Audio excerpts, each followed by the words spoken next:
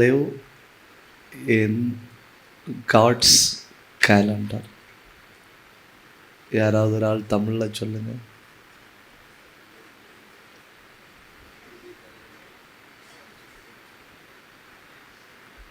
சொல்லுங்க. தேவனுடைய மெதுவாக பேசுங்க. இப்போ பாருங்க, 21 நாள் நீங்கள் தான் பேசணும்.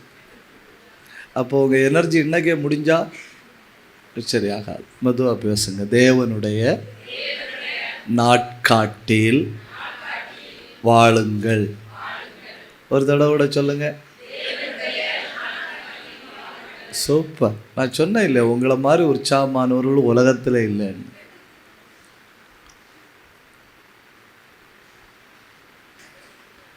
தலைப்பு ஒரு தடவை சொல்லுங்க.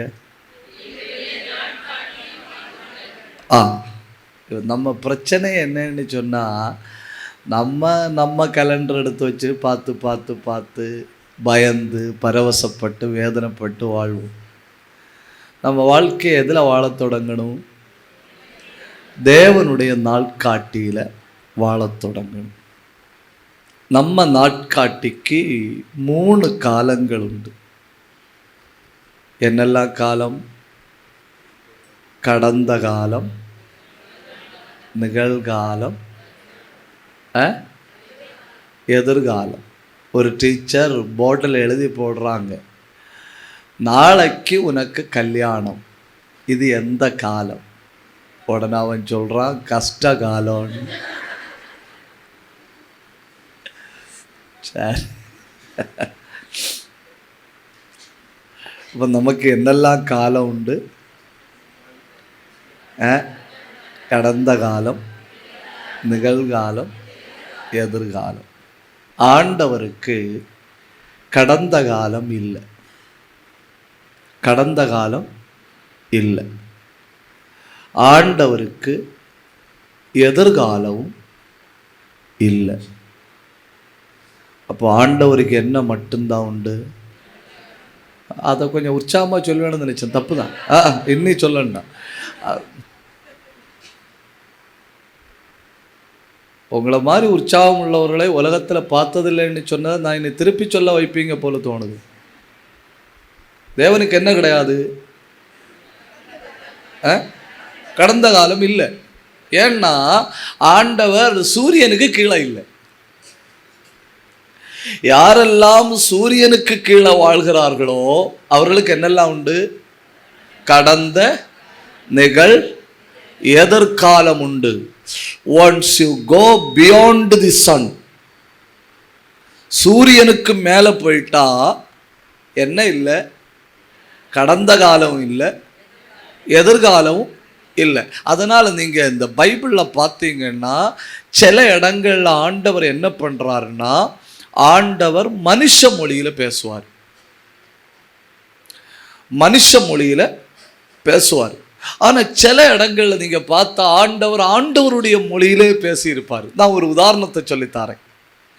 ஆண்டவருடைய மொழியில பேசியிருப்பார். என்ன சொல்றார் தெரியுமா?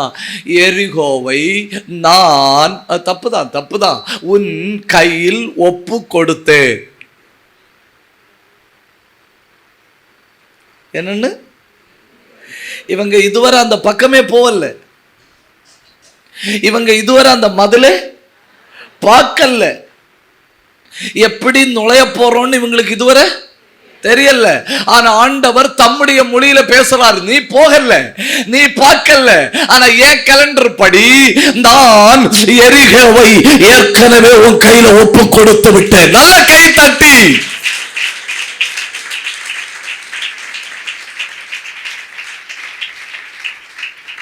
அப்போ நம்ம கொஞ்சம் ஜபத்தோட கர்த்தருடைய கலண்டரை கொஞ்சம் தியானிக்கலான ஒரு நல்ல அல்லேலூயா சொல்லுங்க. லூக்கா எழுதின சுவிசேஷம் 1ஆம் அதிகாரம். கண்டிப்பாக நீங்கள் இப்படி ஒரு வசனத்தை பைபிளில் பார்த்துருப்பீங்க. இப்போ சொல்லும் உங்களுக்கு தெரியும். 19வது வசனம்.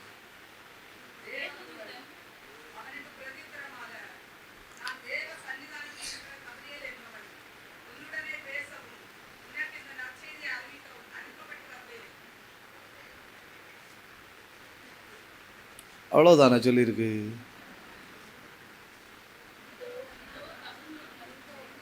20வது வசனம்.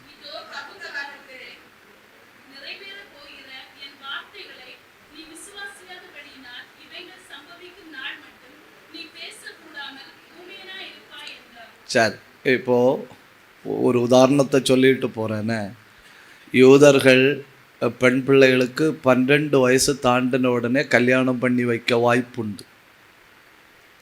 இல்லை 12 வயசில் என்கேஜ்மெண்ட் பண்ணி வச்சா 16 வயசில் கல்யாணம் பண்ணி வைக்க வாய்ப்பு உண்டு.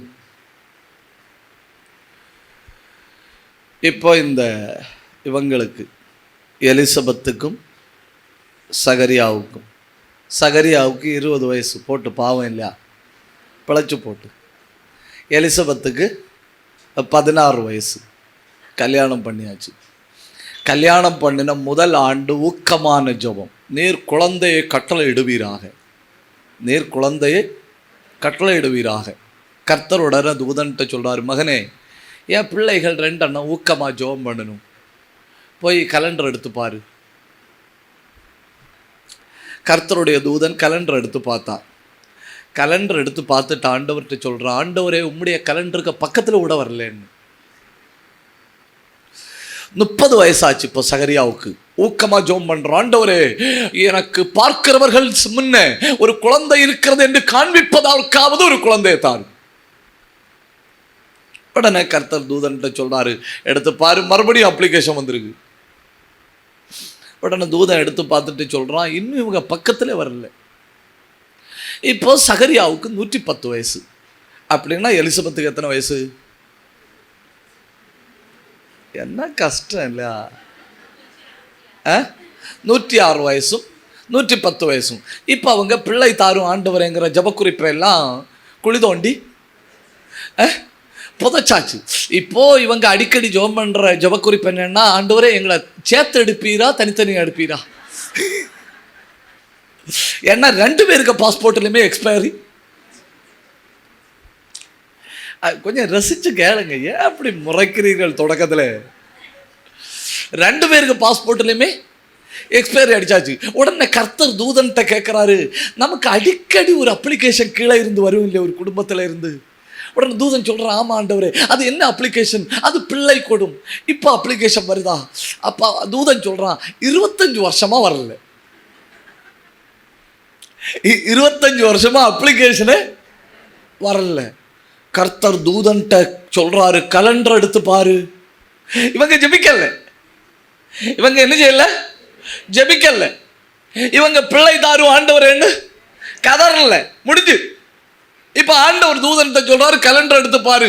உடனே தூதன் கலண்டர் எடுத்து பார்த்துட்டு சொல்றான், ஆண்டவரே வார நவம்பர்ல டேட் போட்டு வச்சிருக்குன்னு. இந்த நவம்பர்ல என்ன முறப்பு? அடுத்த நவம்பர்ல டேட் போட்டு வச்சிருக்குன்னு.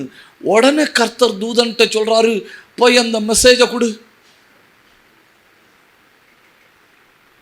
போய் அந்த மெசேஜை கொடு. உடனே தூதன் அந்த தூபபீடத்துக்கு பக்கத்தில் நிற்கிற சகரியாவிடத்தில் ஓடி போய் சொல்றாரு, இப்பொழுது உன் மனைவி கர்ப்பவதி ஆகி ஒரு குமாரனை பெறுவாள். உடனே சகரியாவில் நின்று சொல்றாரு, ரைட் மெசேஜ் ராங் பர்சன்.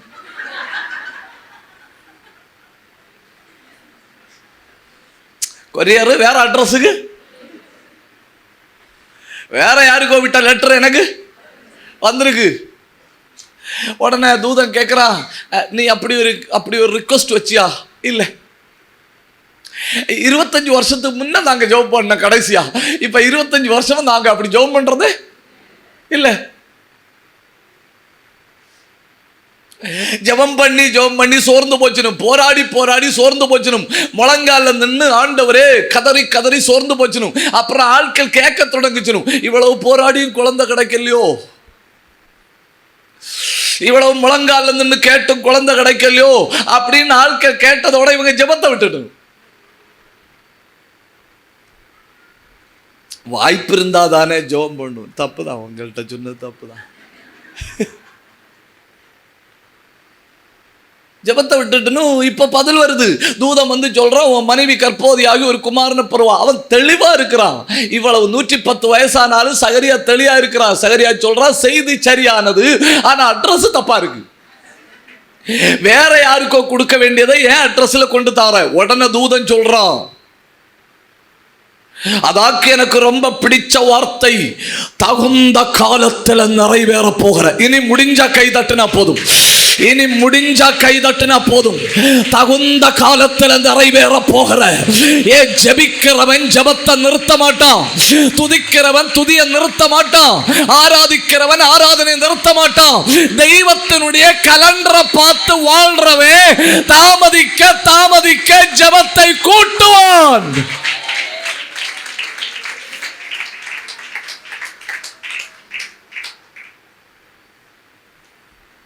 எப்படி? சரி, முறைச்சு முறைச்சு பார்த்துட்டே இருங்க. நீங்கள் எப்படி முறைச்சு பார்த்தாலும் நான் எனக்கு மனசில் ஒரு டைம் வச்சுருக்கேன், அந்த டைமுக்கு தான் நான் நிறுத்துவேன். நல்ல ஒரு அல்லையிலே உற்சாகமாக சொல்லுங்க.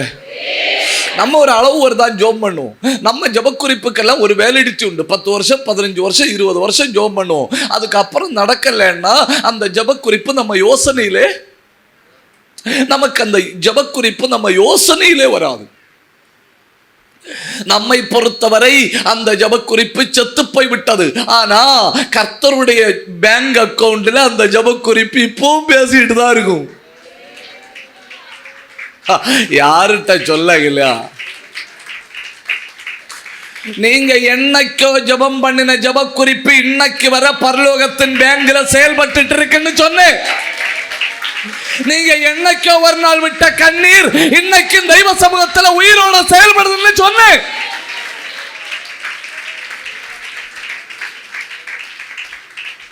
ஜெபித்தவனுக்கே மறந்து போச்சு. அதான் கல்யாணம் ஆன புதுசுல ஜெபம் பண்ணோம். எத்தனை வருஷம் ஜெபம் பண்ணீங்க? 75 வயசு வரை ஜெபம் பண்ணு. அப்பொழுது உன் மனைவிக்கு எத்தனை வயசு? 72 வயசு. இப்போ கிருபைனால எனக்கு 110, ஒய்ஃபுக்கு 106. 2 செஞ்சுரி.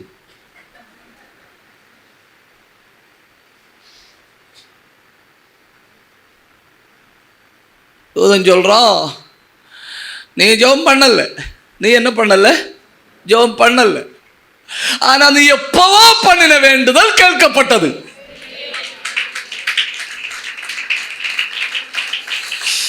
எப்பவோ பண்ணின வேண்டுதல் கேட்கப்பட்டது. ஜெபம் பண்ணின நீ மறந்து போனாய், கேட்ட கர்த்தர் மறக்கல.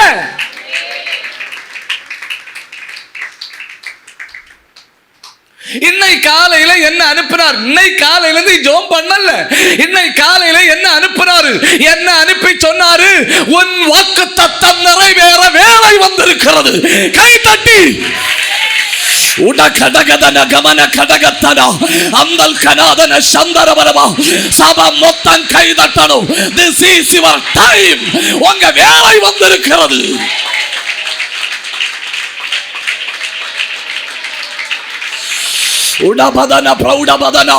ஆரம்ப நாளில ஒரு நிமிஷம் ஆவியில போராடுங்க. ஆரம்ப நாளில கண்ண மூடி கைய தட்டி நல்ல ஒண்ணு பற்றி பிடிங்க. ரந்தல் கந்தல் கவந்தரா அக்கர கந்தல் கராத்தரா. நீ ஜபித்து ஜபித்து சோர்ந்து போய் விட்டாய், பதில் வராததுனால நீ ஓய்ந்து விட்டாய். அந்த காரியத்துக்கு நீ இப்ப ஜபிக்கிறதே இல்ல, ஆனா நீ ஏற்கனவே விட்ட கண்ணீர் கர்த்தர் ஒரு தூதனை அனுப்பி இருக்கிறான். அந்த தூதன் வந்து சொல்றான், உன் ஜபத்திற்கு பதில் வருகிற வேலை இது. இப்ப கண்ண மூடி பற்றி பிடிக்குது.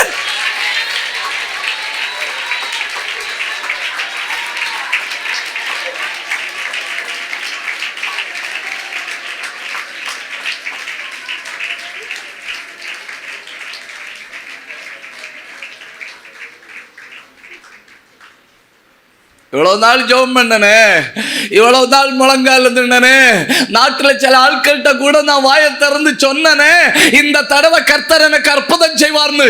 எப்போ நடக்கும்? எப்போ நடக்கும் தெரியுமா? கர்த்தருடைய கலண்டர்ல வேலை வரும்போ எவரும் தடுக்க முடியாது. ஓ சரீரம் செத்து போனாலும் ஓ சரீரம் அதற்கு தடை அல்ல.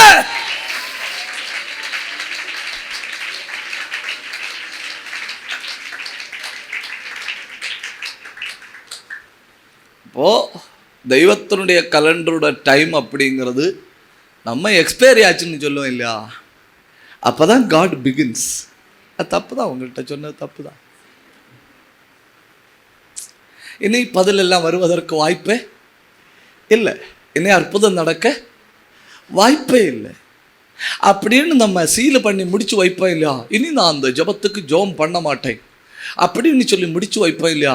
அப்பதான் தூதன்ட்ட ஆண்டவர் சொல்றாரு, ஏன் ஓடி போய் சொல்லி இன்னும் 10 மாசம் தான் இருக்குன்னு. அப்படின்னா அந்த வாக்கு தத்தத்தை நிறைவேற்றணும்னா கர்த்தர் முதல்ல நம்மளை உயிர்ப்பித்தே ஆகணும். முதல்ல நம்மளை உயிர்ப்பித்தே ஆகணும். முந்தின்னா கர்த்தருக்கும் ஈஸி தான், ஏன்னா குழந்தைய மட்டும் தந்தா போதும். இப்பன்னா கர்த்தருக்கு கஷ்டம் தான், ஏன்னா முதல்ல உன்னை உயிரடைய பண்ணணும், அப்புறம் உனக்கு சந்ததியை தரணும். அப்போ என்னை உயிர்ப்பித்து வாக்கு தத்தத்தை நிறைவேற்றுகிறார். ஒரு நிமிஷம் கை தட்டி என்னை உயிர்ப்பித்து.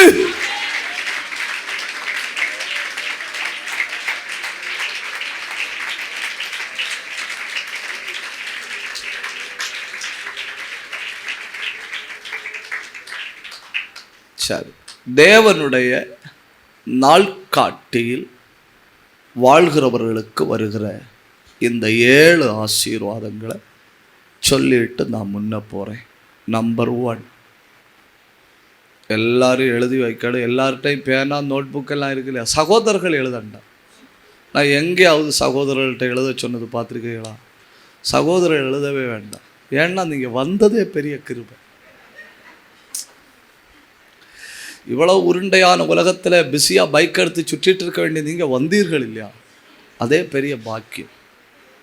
அது 8வது உலக சாதனை.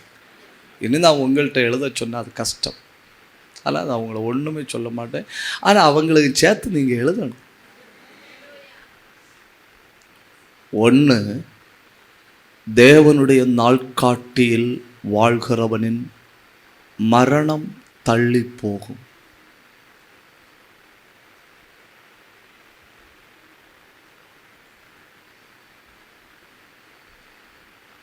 Even the death will be postponed. தப்பு தான், உங்கள்கிட்ட சொல்லித்தர தப்பு. நாளை பாருங்க, நாளைக்கு வந்து உன்னை வாலாக்காமல்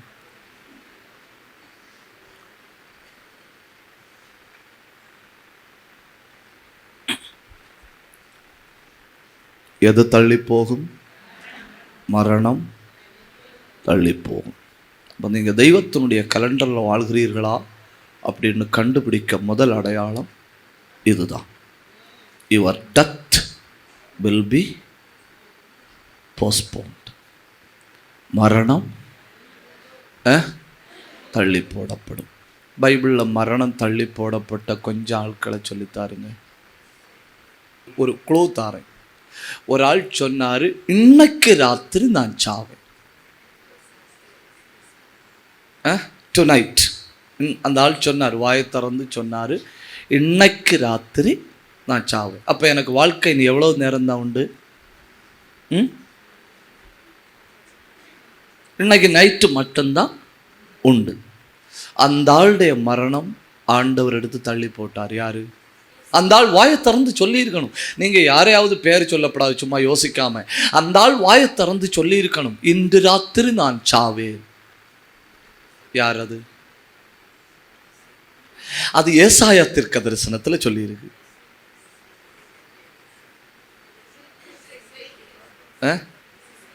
சரி, ஒரு குழு கூட தாரேன். எசேக்கியா தீர்க்க ஐயோ இல்லை இல்லை ஏசாயா தீர்க்க தரிசியின் புஸ்தகம் 38ஆம் அதிகாரத்தில் சொல்லியிருக்கு.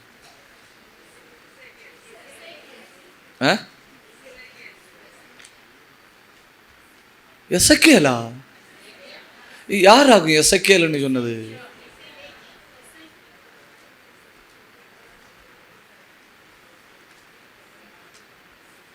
ஆனால் ஒரு காரியம் என்ன, உண்மையில் அது ஒரு உபயோகமாகும். அது சொல்லாமல் இருக்கக்கூடாது.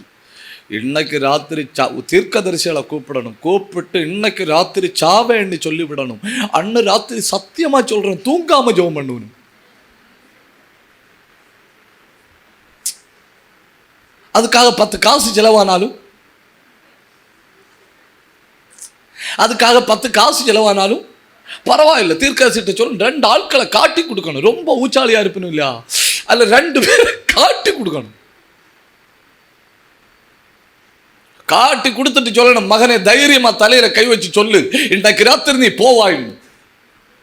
அன்னைக்கு உடனே வீட்டில் போகணும், ஆண்டவரே நான் என்ன தப்பு செஞ்சிருந்தாலும் என்ன மன்னியும், இன்னைக்கு ராத்திரி என்ன எடுக்கப்படாது. கர்த்தர் சொல்லுவார், உன்னை எடுக்க கொண்டும் பிளான் இல்லை, உன்னை ஒரு முழு ஜெபத்தில் வைக்கணும்னு நினைச்சேன், அவ்வளோதான். தப்பு தான், உங்கள்கிட்ட சொன்னது தப்பு தான். ஏசாயா தீர்க்கதரிசியின் புஸ்தகம் 38ஆம் அதிகாரம் 13வது வசனம்.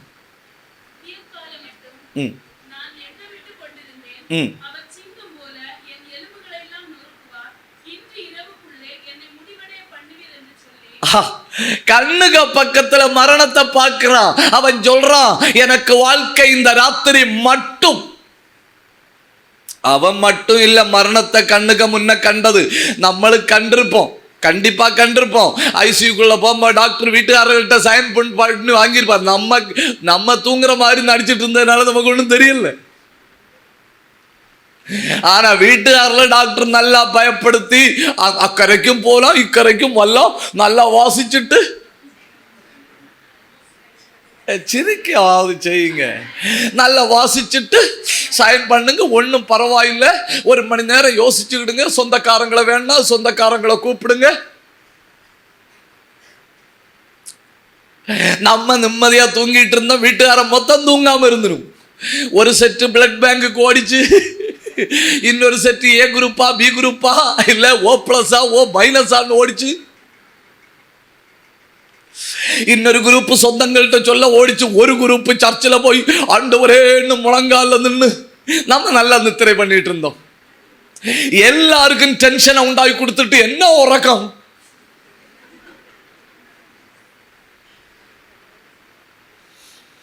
இன்று ராத்திரிக்குள்ள என்ன முடிவடைய பண்ணுவீர் அப்படின்னு சொன்ன எனக்கு பிடிச்ச ஒரு வார்த்தை, நீங்க தயவு செஞ்சு புரிஞ்சுக்கணும். எனக்கு ரொம்ப பிடிச்ச ஒரு வார்த்தை, ப்ராப்பர்லி சேனலைஸ் யுவர் ப்ராப்ளம். ஐயோ, நான் இது உங்கள்கிட்ட சொன்னது இல்லை, வேற ஆட்கள்கிட்ட சொன்னது. உங்க பிரச்சனைய சரியான திசையில கையாளணும். உங்க பிரச்சனைய சரியான திசையில கையாளணும். ஒரு சிஸ்டர் எனக்கு ஃபோன் பண்ணி சொல்றாங்க, பாஸ்டர் எனக்காக கண்டிப்பா ஜெபம் பண்ணணும் பாஸ்டர், ஒரு ராத்திரி எனக்காக தூங்காம இருந்து ஜெபம் பண்ணுங்க பாஸ்டர், எனக்கு ரொம்ப கஷ்டமா இருக்கு பாஸ்டர். நான் கேட்டேன், கடைசி வரை ஜெபக்குறிப்பு என்னன்னு சொல்லவே இல்லையே. அப்போ அந்த பெண்மணி சொல்லுது, பாஸ்டர் எனக்கு தூக்கமே வராது. நான் என்ன பண்ணணுமா, ஒரு ராத்திரி தூங்காம இருந்து ஜெபம் பண்ணணுமா? பாவம், அந்த சகோதரியுடைய வேதனை எனக்கு புரியுது. நான் அந்த பெண்மணிகிட்ட போன்ல கொஞ்சம் நிதானமா பேசுறேன், சிஸ்டர் உனக்கு இது பிரச்சனை கிடையாது, நீ ஒரு பாக்கியவான், நீ ஒரு பாக்கியவான். நான் எல்லாம் எப்படியாவது வேணா 50,000 தரலாம், ஒரு ராத்திரி தூக்கத்தை தள்ளி போடலான்னு பார்த்தா அது வந்து அமுக்குது. ஆனா உனக்கு அந்த பாக்கியம் கிடைச்சிருக்கு, உனக்கு அந்த பாக்கியம் கிடைச்சிருக்கு. நீ என்ன பண்ணு, நீ தூக்கம் வரலன்னு உனக்கு தெரியுது இல்லையா, அதனால சும்மா பயப்பட்டுட்டு கட்டில போய் கிடக்காத, நீ அந்த டைமை ப்ராப்பரா யூஸ் பண்ணு. நீ அந்த டைமை ப்ராப்பரா யூஸ் பண்ணு. நான் என்ன பண்ணணும் பாஸ்டர்? அப்புறம் அந்த பெண்மணி என்கிட்ட சொல்லுது, கொஞ்சம் பிரச்சனைகள் சொல்லுது. நான் எனக்கு தூங்கணும்னு சொல்லி கட்டில போய் படுப்பேன், எனக்கு கட்டில பார்க்கும் பயமா இருக்கு, படுத்த உடனே உடம்பு சூடாகுது, அப்புறம் எனக்கு எழும்பி ஓடணும்னு தோணுது, எனக்கு நெஞ்செல்லாம் அப்படி அப்படி டப் டப்புன்னு வேகமா இடிக்குது, உடம்பு பயங்கர நெருப்பா இருக்கு, எனக்கு பயமா இருக்கு. நான் சொன்னேன், இவ்வளவுதானே பிரச்சனை, ப்ராப்பரா சேனலைஸ் பண்ண வழி சொல்லித்தாரேன், சொல்லுங்க பாஸ்டர். நான் சொன்னேன், ஒண்ணு பண்ணு, உனக்கு தூக்கம் வரலன்னு உனக்கு புரிஞ்சு போச்சு இல்லையா, நீ தூங்காத. ஏன் முறைக்கிறாய்? தூக்கம் வரலன்னு தெரிஞ்சு போனா தூங்காத. நீ ஒண்ணு பண்ணு, ராத்திரி 10 மணியிலிருந்து 11 மணி வரை நடந்து ஜெபம் பண்ணு. ராத்திரி 10 மணியிலிருந்து 11 மணி வரை நடந்து ஜெபம் பண்ணு. நடந்து ஜெபம் பண்ணும்போ ப்ராப்பரா ஒரு 5 ஜெபக்குறிப்பு எழுதி வச்சுக்கிட்டு ஜெபம் பண்ணு. அந்த 1 மணி நேரம் ஜெபம் முடிஞ்ச உடனே பைபிள்ல இருந்து ஒரு வசனத்தை எடு. பைபிள்ல இருந்து ஒரு வசனத்தை எடுத்து டைரியை திறந்து வச்சு அந்த வசனத்தை எழுதி, அந்த வசனத்துல கர்த்தர் உனக்கு பேசுறத 2 பக்கம் எழுது. ஒரு ராத்திரி நீ தூங்காம இருக்கிறத, அந்த ராத்திரி உனக்கு தூக்கம் கிடைக்காதுக்கு நீ பயப்படப்படாது, சத்துரு பயப்படணும். அப்படி செய்.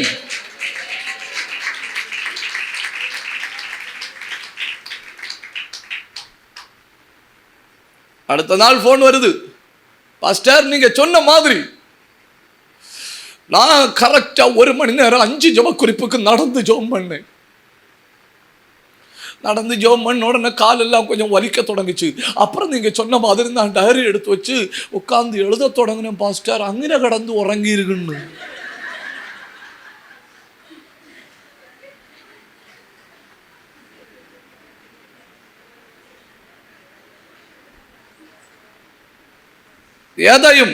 எதையும் கண்டு பயப்படப்படாதுன்னு. ஒரு பிரச்சனை வந்துட்டா உடனே அந்த பிரச்சனைய ஆவிக்குரிய வாழ்க்கையில வளர்வதற்கு சரியான ஒரு திசையில திருப்பி விடு. சத்துரு வெட்கப்பட்டு ஓடுவான். ஏய் ஓடுவாயின்னு.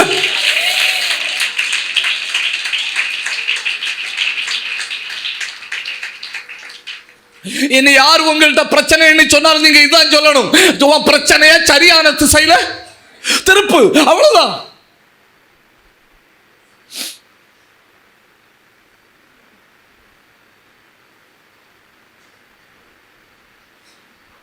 ஒரு சகோதரர் போன் பண்ணி சொன்னார், பாஸ்டர் என் மனைவி தள்ளிட்டு போயிட்டான்.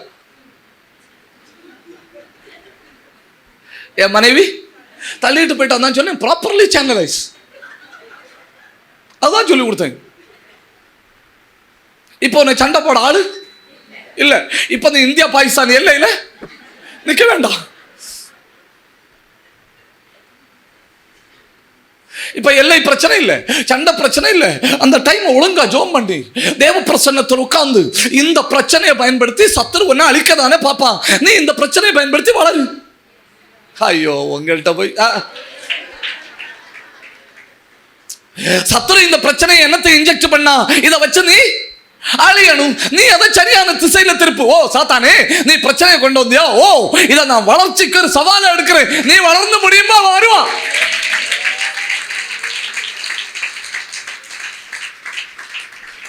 உடனே அவர் கேட்கிறாரு, பாஸ்டர் எனக்கு ஒரு சந்தேகம். நான் கேட்டேன் என்ன சந்தேகம்? இல்ல நான் வளர்ந்து முடிஞ்ச போறவா என்னத்துக்கு வருவா? ஏன் மறுபடியும் உனக்கு பிரச்சனை வேணும் இல்லையா? தப்புதான்.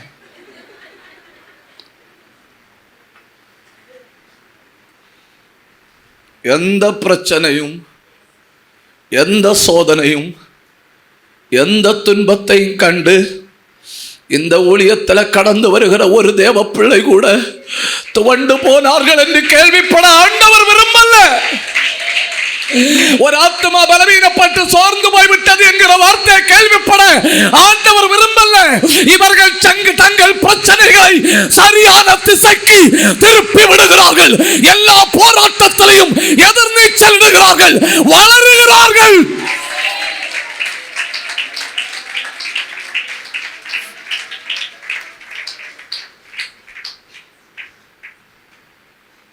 என்ன செய்கிறார்கள்? வளருகிறார்கள்.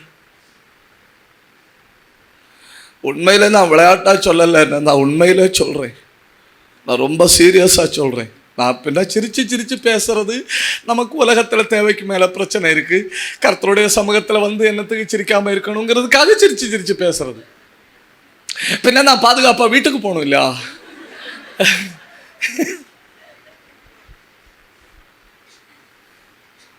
Properly channelize your problem.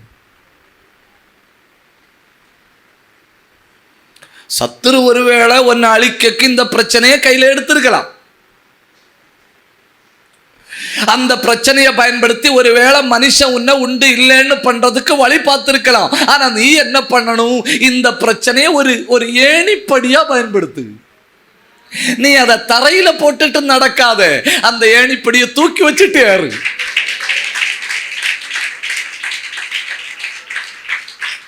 இந்த பிரச்சனை என்கிற ஏணிப்படியில மட்டும் பழக்கம் உள்ள தேவ பிள்ளைகள் ஏறினாங்கன்னு வைங்க, எங்க வரை ஏறலாம் தெரியுமா? பரலோகம் வரை ஏறலாம்.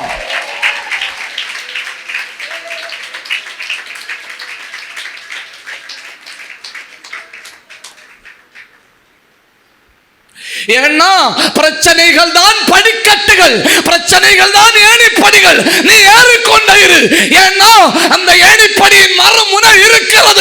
வானத்தின் வாசல்ல.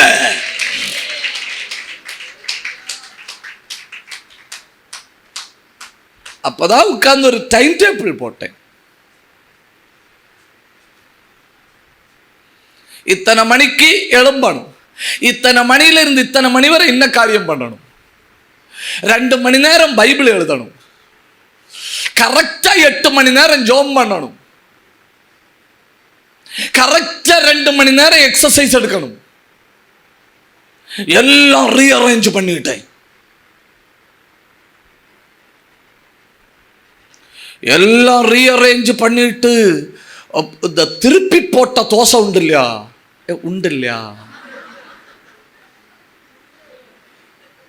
தோசையை மறைச்சிட மாட்டீங்களோ? திருப்பி போட்ட தோசை மாதிரி இத்தனை ஆண்டுகள் இந்த பக்கம் வாழ்ந்துட்டேன், அடுத்து ஆடிச்சு மறைச்சு போட்டு மறுபக்கம் வாழ தொடங்குனேன்.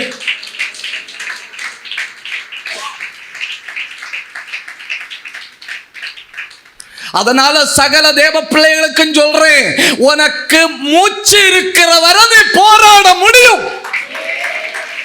எந்த பிரச்சனையும் உன்னை அமுக்க முடியாது, எல்லா பிரச்சனைகளையும் நீ மிதிக்க முடியும்.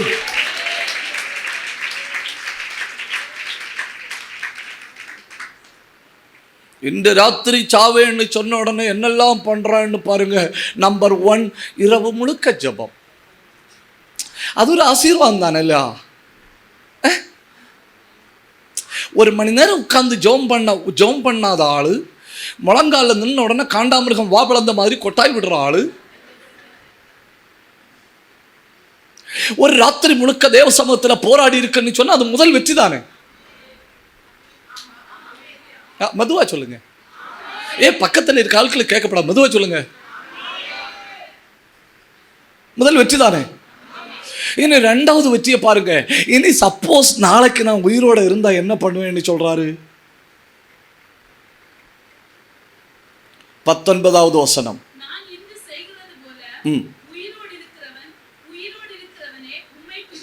20வது வசனம்.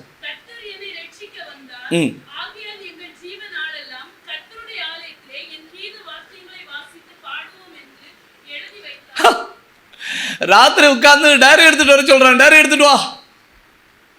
உடனே ஆட்கள் பார்க்கணும், அரசர் இவ்வளவு நேரம் ஜெபம் பண்ணிட்டுல இருந்தாரு, திடீர்னு டைரி எடுக்க சொல்றாரு.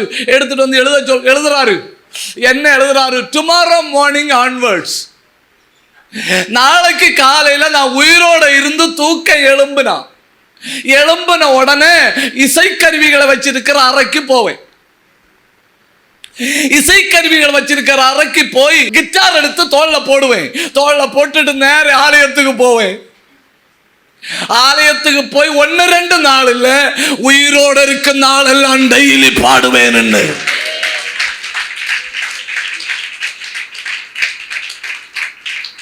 அப்படின்னா கர்த்தர் உண்மையிலே இவனை கொல்ல விரும்பல.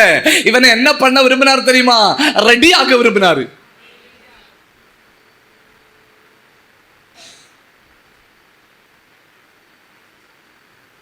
நாளைக்கு ராத்திரி நீ சாவாய், அப்போ நீ என்ன பண்ணுவாய்? சார் மாணவன்கிட்ட கேட்குறாரு. ஒருத்தர் எழுப்பி சொல்கிறான், நாளைக்கு ராத்திரி நான் சாவேன்னா தைரியமாக கல்யாணம் பண்ணுவேன்.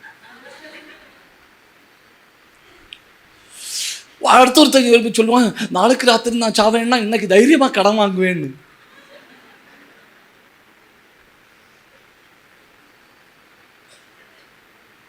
அவர் சொல்றாரு. எல்லாரும் ஒவ்வொரு பதிலை சொன்ன பிறகு சொல்லி முடிச்ச பிறகு சாரு சொல்றாரு, அது ஒன்று எனக்கு தெரியாது, இன்னைக்கு ஃபீஸு கட்டி இருக்கணும். இல்லையே சொல்லுங்க. சந்தோஷமா இருங்கள் என்று மறுபடியும் உங்களுக்கு சொல்லுகிறேன். ஒரு ஆசீர்வாதத்தை பாருங்க. அன்னைக்கு ராத்திரி முழுக்க ஜெபம் பண்ணான். 2வது ஆசீர்வாதத்தை பாருங்க. அன்னைக்கு ராத்திரி அரண்மனையிலிருந்து ஒரு ரெக்கார்ட் எடுத்து எழுதி வைக்கிறான். நாளை காலையிலேருந்து எல்லா நாளும் காலையில் கீபோர்டு எடுத்துட்டு சர்ச்சுக்கு, கீபோர்டு இல்லையே, கிட்டார் எடுத்துட்டு சர்ச்சுக்கு போவேன். கிட்டார் எடுத்துட்டு சர்ச்சுக்கு போய் கர்த்தரை பாடுவேன். என்னன்னு சொல்லி பாடுவேன்? அவர் என்னை, இனி சொன்ன பிறகு கை தட்டணுன்னு, அவர் என்னை ரட்சிக்க வந்தார்.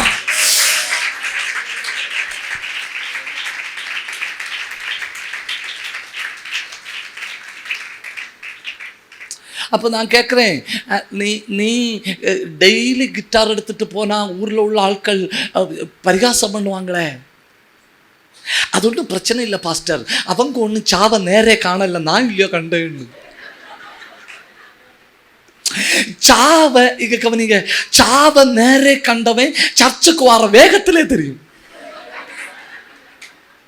நம்மளே இல்லை வேற ஆட்களை. சாவை நேரே கண்டவன் வாதரச பாடும்போது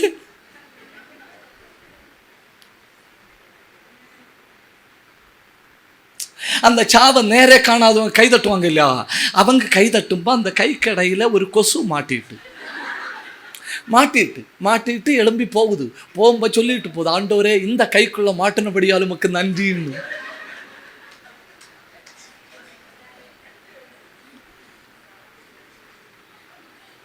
ஏன்னா சாவை நேரே கண்டுட்டு வந்து உட்கார்ந்து ஆராதிக்கல ஆளு, அந்த ஆளுக கைக்குள்ள கொசு மாட்டுனா சட்டினி கூட மிஞ்சாது.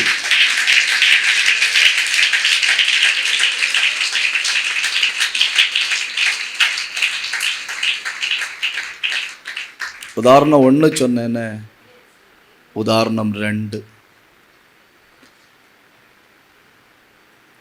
லூக்கா எழுதின சுவிசேஷத்தை கொஞ்சம் கையில் எடுங்க. 2ஆம் அதிகாரம் 32வது வசனம்.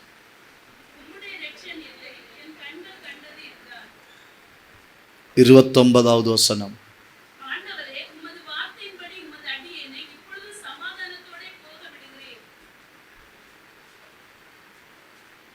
7-8 தடவை ஹார்ட் அட்டாக் வந்து 5-6 தடவை எருசலேம் தேவாலயத்தில் மயங்கி விழுந்தார். உடனே ஆட்கள் எல்லாம் தூக்கிட்டு போய் ஆலயத்துக்கு பக்கத்தில் பின்பக்கத்தில் பாய போட்டு படுக்க வச்சு நல்லா வீசி கொடுத்து ஆட்கள் சொல்லி இந்த தடவை என்ன ஆனாலும் போச்சு சொல்லி முடிச்ச உடனே கண்ட திறந்தார்.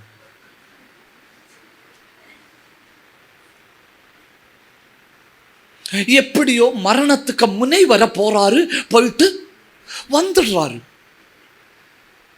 கடைசியில் ஒரு தடவை மயக்கத்தில் ரொம்ப நேரம் படுத்துட்டாரா, அப்போ ஆட்கள் சொல்லிட்டுனும் இந்த தடவை உண்மையிலே முடிந்ததுன்னு, இந்த தடவை உண்மையில முடிஞ்சதுன்னு சொல்லி ப்ரோக்ராம் வைக்கிறான்னு சொல்லி எல்லாரும் பிளான் பண்ணிட்டு இருந்தா எழுந்து சோத்திரம் சொல்லிட்டு இருக்காரு. வயசு சிம்பிளா தாண்டுது, 88 89 எல்லாம் சும்மா டேட்டுக்கு தாண்டி போகுது, 100 எல்லாம் நிசாரமா கிராஸ் பண்ணிட்டு இருக்கிறாரு. நான் கேட்கிறேன், உமக்கு மரணம் வராதா? அவர் சொல்றாரு, எனக்கு ஒரு வாக்குத்தத்தம் மீதி இருக்கிறதுனால மரணம் தள்ளி போடப்படுகிறது.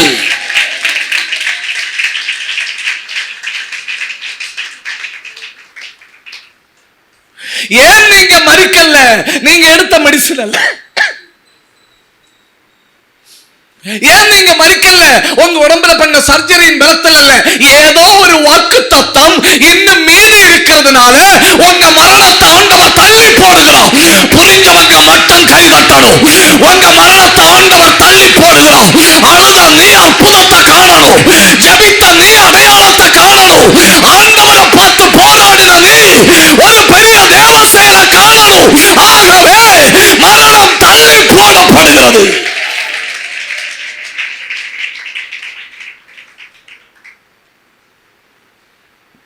இப்ப இயேசுவானவரை கையில எடுத்து வச்சுட்டு நிற்கிறாரு. நின்றுட்டு சொல்றாரு, இப்பொழுது உமது அடியானை இத்தனை நாள் எக்ஸ்பைரியில தான் இருந்து இப்பதான் எக்ஸிட் அடிச்சாருன்னு. நம்மள்ட்ட இல்லை, வேற ஆட்கள்கிட்ட. இத்தனை நாள் ஹை பிபி, ஹை கொலஸ்ட்ரால், அப்புறம் ஹை சுகர், கொஞ்சம் என்ன சொல்லுங்க.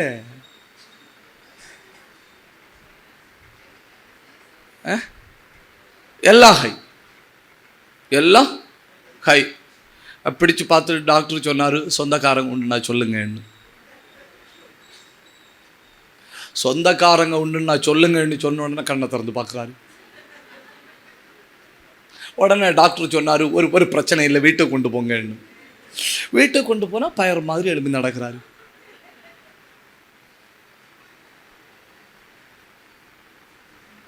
ஆலயத்தில் இயேசுவானவர்ங்கிற பிள்ளைய கையில் எடுத்து வச்சுட்டு நின்று சொல்றாரு, இந்த ஒரு காரியத்துக்கு தான் என் மரணம் தள்ளி போடப்பட்டது.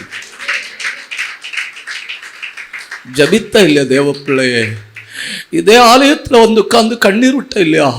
அத்தனை பேருக்கு கண்ணுக்கு முன்ன வச்சு 2 கையில வாக்கு தத்தத்தை பிடிச்சு எல்லாருக்கும் காட்டி கொடுக்கிறது வரை உன் மரணம் தள்ளி போடப்படும்.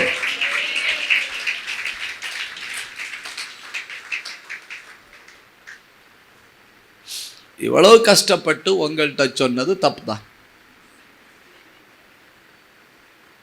இதை வேற எங்கேயாவது சொல்லி இருந்தா இந்த வார்த்தை விடுறதுக்கு முன்னே சாடி பிடிச்சிருப்பேன்.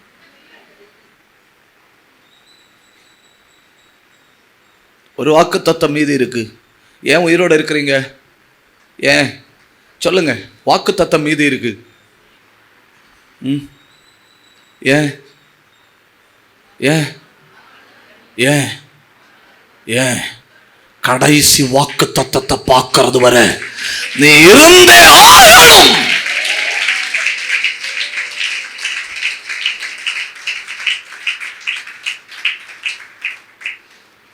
மரணம் தள்ளி போடப்பட்ட 1வது சந்தர்ப்பம் எசேக்கியா ராஜாவுக்கு. மரணம் தள்ளி போடப்பட்ட 2வது சந்தர்ப்பம் சிமியோன். மரணம் தள்ளி போடப்பட்ட 3வது சந்தர்ப்பம் லூக்கா எழுதின சுவிசேஷம் 1 அதிகாரம் 36வது வசனம். 2 அதிகாரம் தானே சொன்னேன், 1 சொன்னேன், மன்னிக்கணும். 2:36.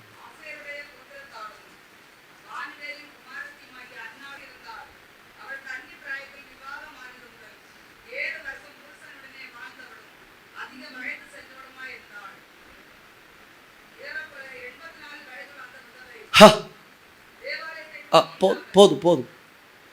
எத்தனை வயசு?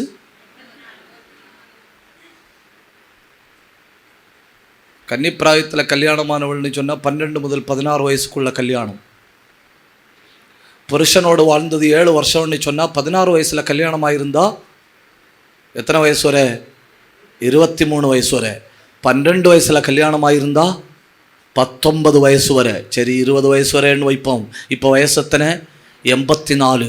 64 ஆண்டுகள் போராடுகிறாள்.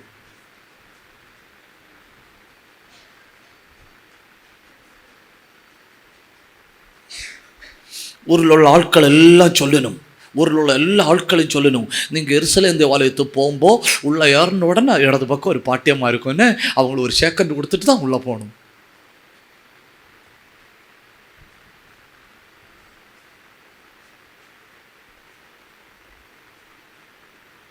ஒரு முழுக்க ஆட்கள் பேசணும். அந்த பாட்டியம்மா எப்பவும் சோத்திரம் பண்ணிக்கிட்டே இருக்கும், எப்பவும் ஜோம் பண்ணிக்கிட்டே இருக்கும், எப்பவும் ஆவியில் நிரம்பிட்டே இருக்கும். இந்த உலகத்தில் அவங்களுக்குன்னு ஒன்றுமே இல்லை.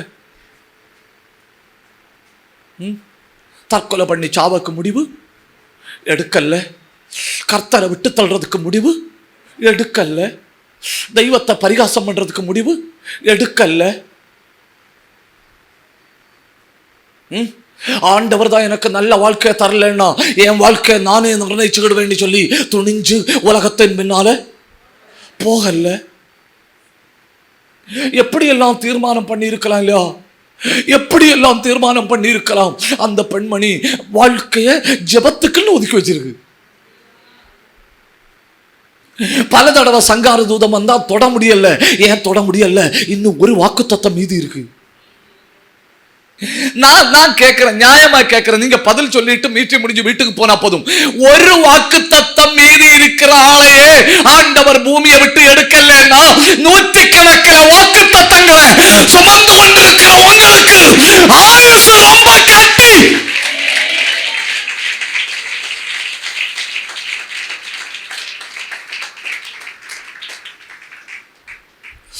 இந்த வார்த்தையை நீங்க வீட்டுல போய் டைரியில எங்கேயோ எழுதி வைக்கணும்னு. You will be a medical miracle. உங்கள்கிட்ட இல்ல, வேற ஆட்கள்கிட்ட. நீ மருத்துவத்துறை ஆச்சரியப்படுகிற அளவில் இருப்பாய். ஏன்னா உனக்கு வாக்குத்தத்தங்கள் ரொம்ப இருக்கு. 2 நிமிஷம் கை தட்டுங்க. 2 நிமிஷம் கை தட்டி உட கடகத்தனா அந்த கனத்தனா ரேலந்தரவலமா சத்துரு உன்னை நெருங்க முடியாது, போராட்டம் உன்னை நெருங்க முடியாது. என் விருப்பம் உடனே கை தட்டினா போதும், வாக்கு தத்தம் நிறைவேறுவது வரை அவர் உனக்கு சொன்னதை செய்யும் அளவு அவர் உன்னை கைவிடுவது இல்லை. இல்லை கை தட்டி மீறி இருக்கிற வாக்கு தத்தத்தை இறக்கமா பிடி.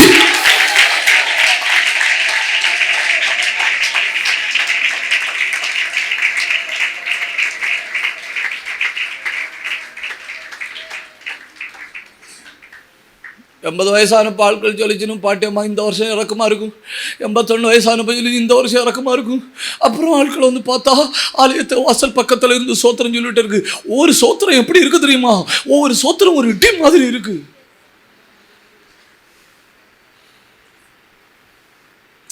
நம்மளை பார்த்துருக்கா? நம்மளை பார்த்தா நல்ல சைஸான பாடியும் கிச்சு கிச்சு சோத்திரமும்.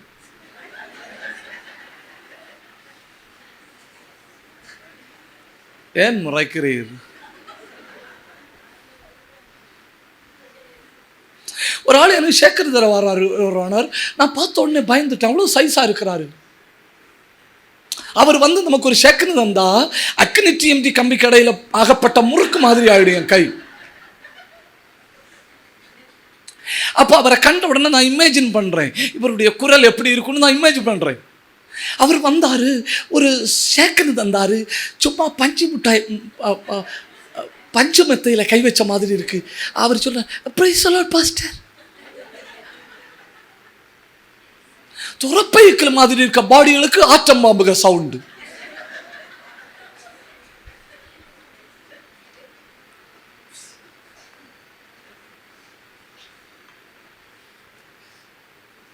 ஒரு சோத்திரம் எப்படி இருக்கு?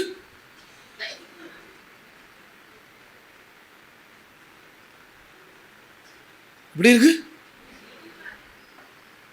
இந்த சோத்திரம் மட்டும் கிச் கிச் நோ, அது மட்டும் பவரா இருக்கணும், பவரா இருக்கணும்.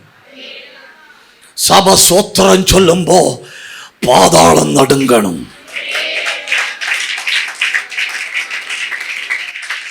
வேற ஒண்ணும் சொல்ல தெரியலனாலும் சோத்திரம் சொல்லும்போ பாதாளம் நடுங்கணும்.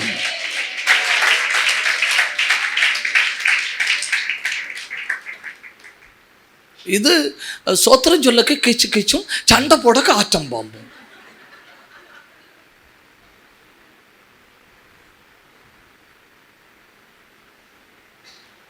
ஆலயத்தில் வரும்போது ஆடியோ மொத்தம் அவுட்டு. பார்த்துருக்கீங்களா? ஆடியோ மொத்தம் அவுட்டு. வீட்டில் போகணும், அப்போ பக்கத்து வீட்டுக்கார அந்த மதிலுக்கு அந்த பக்கம் கை சூண்டணும். எங்கிருந்து ஆடியோ வீடியோ வருதுன்னு தெரியல.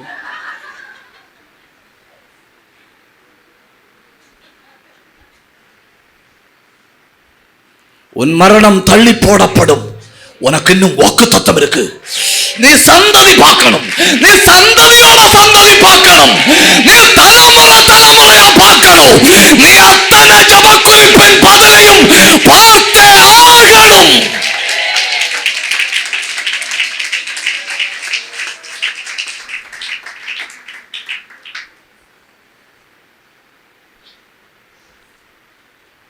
போ. தேவனுடைய நாட்காட்டியில வாழ்கிறவர்களின் முதல் அடையாளம் மரணம். அந்த வகையில் இங்க இருக்கிற பாதி பேருக்கு அது சூட் ஆகுது இல்லையா? ஒரு அல்லேலியா நல்லா சொல்லுங்க. சபை மொத்தமா வலது கையை உயர்த்துங்க. அல்லேலியா சொல்லல, வலது கையை உயர்த்துங்க. இன்னும் எத்தனையோ வாக்குத்தத்தங்கள் இருக்கன. நீ இந்த ஆலயத்தில் வந்து அழுது விட்ட ஒவ்வொரு துள்ளி கண்ணீருக்கும் அறுவடை நீ அறுத்தே ஆகணும். கண்ணீரோட விதைச்ச நீ அறுவடை செஞ்சே ஆகணும். அதுவரை சங்கார தூதம் எல்லையில வர முடியாது. கண்ணை மூடி சோத்திரம் சொல்லுங்க, கண்ணை மூடி சோத்திரம் சொல்லுங்க, கண்ணை மூடி சோத்திரம் சொல்லுங்க. பலமான தேவ பிரசன்னம் இந்த கூடாரத்தை தாக்குகிறது. பலமான தேவ பிரசன்னம் இந்த கூடாரத்தை தாக்குகிறது. மரண ஆவிகளோ குடும்பத்தை விட்டு ஓடுது, மரண ஆவிகளோ எல்லையை விட்டு ஓடுது. இனி அந்த கையை தட்டி, நல்ல கையை தட்டி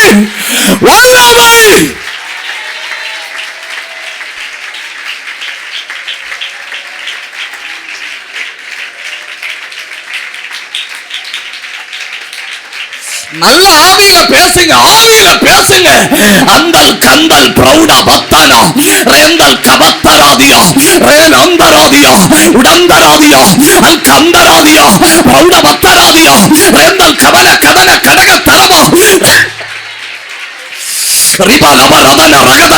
கை தட்டி கை தட்டி கை தட்டி உட பதன பதன பதன அந்தல் கவன பிரௌட பத்தன விடாத விடாத. ஆவியில போராடுங்க, ஆவியில போராடுங்க, ஆவியில போராடுங்க. ஓ எல்லை எங்கோ சங்காரனுக்கு அனுமதி இல்லை. ஓ எல்லையில சங்கார தூதனுக்கு அனுமதி இல்லை.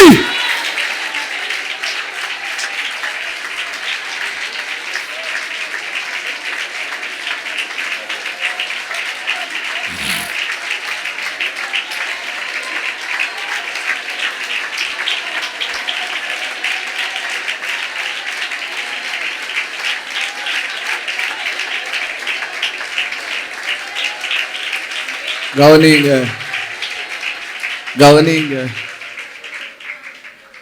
நம்பர் 1, தேவனுடைய நாட்காட்டியில வாழ்கிறவரின் மரணம் தள்ளி போடப்படும். 2, அடையாளம் என்ன? இதெல்லாம் அடையாளங்கள்.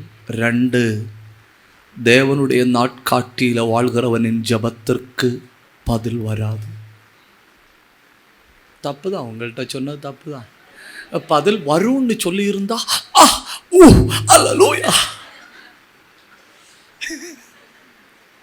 அப்படி பழகி போயிட்டோம் நம்ம, பரவாயில்ல. தேவனுடைய நாட்காட்டியில் வாழ்கிறவனின் ஜபத்திற்கு பதில் வராது. நீ பாவம் செஞ்சதுனால அல்ல பதில் தராத்தது, நீ தப்பு பண்ணதுனால அல்ல பதில் தராத்தது, நீ ரொம்ப டைட்டான டைம்ல ஜோம் பண்ணி பதில் தராத்தது உன்னை தம்முடைய கலண்டர்ல வச்சிருக்காரு.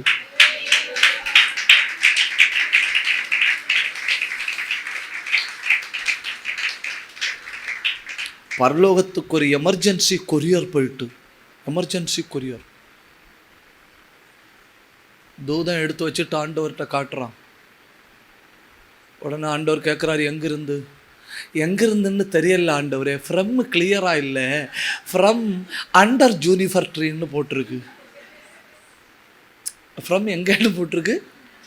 அண்டர். ஒரு குழந்தைகிட்ட நான் கேட்டேன், தங்க உன் பேர் என்னன்னு. அந்த பிள்ளை சொல்லுது, என் பேர் ஜூனிஃபர்னு.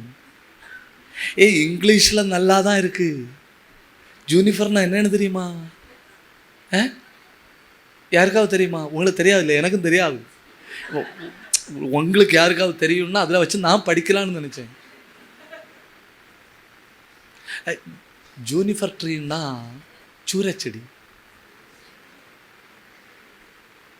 அப்போ ஜூனிஃபர்ன்ற பேருக்கு அர்த்தம் என்ன? சூரச்செடி. இங்கிலீஷில் சூப்பராக இருக்குல்ல.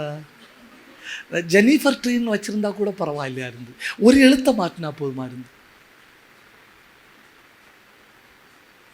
அவன் சொல்கிறான் ஆண்டவர்கிட்ட, ஆண்டவரே ஃப்ரம் அட்ரஸ் கிளியராக இல்லை, புகையாக இருக்குது, ஆனால் ஒன்று கிளியராக தெரியுது, அண்டர் ஜூனிஃபர் ட்ரீ. ஆண்டவர் கேட்குறாரு, என்ன ஜபக்குறிப்பு? 12 மணி நேரத்துக்குள்ளே என்ன எடும். எத்தனை நேரத்துக்குள்ளே என்ன எடும்? 12 மணி நேரத்துக்குள்ளே என்ன எடும். உடனே ஆண்டவர் சொல்கிறாரு, சூரச்செடிக்க மூட்டில் என்ன பொறுத்தவரை எலியாவாக்கும் அங்கே போனது. அவன் அப்படி ஜோம் பண்ண வாய்ப்பே இல்லையே. அவன் இல்லை, அவனுக்கெல்லாம் டிப்ரெஷன்னா என்னென்ன தெரியாத. ஒரு தடவை போய் செக் பண்ணிட்டு வா.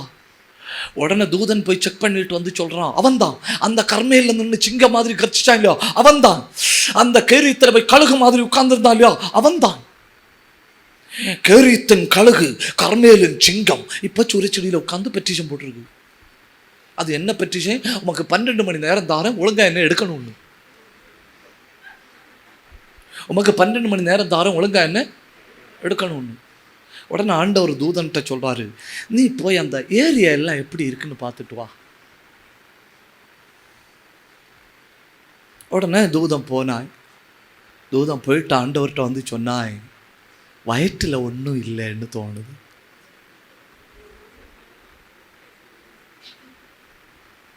வயிறு பசிக்கு இப்படியா ஜபிக்கணும்? ஹங்க்ரி. காக்கை 2 எண்ணம் காலையில் பறந்து குஞ்சுகளுக்கு சாப்பாடு எடுத்துகிட்டு வரேன்னு போச்சு. போன காக்கைகள் திரும்ப வரல. 10 மணிக்கு பிரேக்ஃபாஸ்ட்டு சாப்பிட வேண்டிய குஞ்சுகளுக்கு பிரேக்ஃபாஸ்ட்டு கிடைக்கல. 2 பல்லியோ, 2 பாச்சாவோ, 2 கரப்பாம்பூச்சியோ, 2 விட்டலோ, 2 தும்பியோ, 2 தட்டானோ கிடைக்கல. அது உடனே பரலோகத்துக்கு பெட்டிஷன் போட்டு, உடனே கர்த்தர் தூதன்ட்ட சொல்கிறாரு, பனைமரத்தில் இருந்து 2 காக்கை குஞ்சுகள் எனக்கு கொரியர் அனுப்பியிருக்கு, என்னன்னு போய் பாருன்னு. உடனே தூதன் போயிட்டு சொல்கிறான், ஆண்டவரே நான் போய் பார்த்தேன், 2 தாயும் தகப்பனும் பிரேக்ஃபாஸ்ட்டு போயிருக்கு, போன இடத்துல சண்டை போட்டிருக்கணும். போன இடத்துல சண்டை போட்டு 2 பேரும் டிரான்ஸ்ஃபார்மரில் அடிச்சத்துருக்கு. உடனே கர்த்தர் சொல்றாரு, அது ஒண்ணு எனக்கு தெரியாது, அந்த 2 காக்கை குஞ்சுகளும் பறக்க படிக்கிறது வரை நீ போய் சாப்பாடு போடணும்னு. கூப்பிடுகிற காக்கை குஞ்சுக்கும்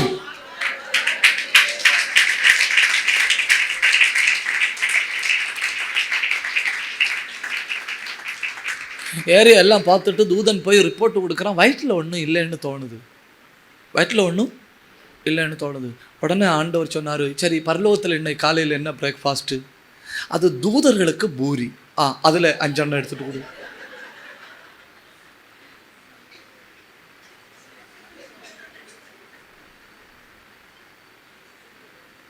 அதில் 5 எண்ணம் எடுத்துகிட்டு கொடு. கொடுத்துட்டு ரிப்போர்ட்டு கொண்டு வரணும். அவன் கொடுத்துட்டு பக்கத்தில் நிற்கிறான், ஏன்னா ரிப்போர்ட் கொண்டு போகணும் இல்லையா? அப்படி ரைட்டில் எழும்பி சாப்பிட்டுட்டு லெஃப்டில் மறைஞ்சான். ரைட்டில் எழும்பி சாப்பிட்டுட்டு இந்த பிள்ளைகள் எல்லாம் சாப்பாட்டு தட்டில் சாப்பிட்டு பக்கத்தில் விழுந்து கிடக்கும் இல்லையா? அந்த மாதிரி ரிப்போர்ட்டு பரலோகத்தில் கொண்டு கொடுக்குற. ஆண்டவரே ஒரு தேங்க்ஸ் சொல்லிச்சுல, எனக்கு எரித்து தோட்டிலும் போஷித்தீர், சாரி பாத்திலும் போஷித்தீர், சூரிய செடிக்க மூட்டிலும் எனக்கு ஆகாரம் தந்தீர்னு ஒரு நன்றி கூட சொல்லல. அவன் என்ன பண்ணான்? விழுந்தான், மறுபடியும் விழுந்தான். உடனே கர்த்தர் தூதன்ட்ட சொல்றாரு, இன்னும் பரலோகத்தில் என்ன மீதி இருக்கு? உடனே அவன் சொல்றான், தூதர்களின் உணவு இன்னும் மீதி இருக்கு. முதல்ல செஞ்சதை ஒன்று கூட செய், முதல்ல செஞ்சதை ஒன்று கூட செய். தூதன் 2வது சாப்பாடு கொண்டு கொடுக்குறான். ஆண்டவர் சொன்ன, சாப்பிட்ட ரிப்போர்ட் கொண்டு வா. சாப்பிட்டவன் எழும்புனான். ரிப்போர்ட்டை கொண்டு பரலோகத்தில் கொடுத்தான். ஆண்டவரே அவன் எழும்புனான். தூதனுக்கு ஒன்றுமே புரியல. ஆண்டவரே, சாகிறதுக்கும் சாப்பாட்டுக்கும் என்ன என்ன சம்பந்தம்? இது 2 மேட்சே. ஜபக்குறிப்பு என்ன எடும், ஆனால் கொடுத்துட்டு இருக்கிறது 2 தடவை. ஒழுங்கா உட்காந்து முழங்கால் நின்று ஜோம் பண்ணா 12 மணி நேரம் உமக்கு தாரேன், 12 மணி நேரத்தில் என்ன எடும். ஏன் அந்த ஜபக்குறிப்புக்கெல்லாம் பதில் தந்திருந்தா நீங்க சண்டை போட்ட அன்னைக்கு எல்லாம் அப்படித்தானே ஜோம் பண்ணிய?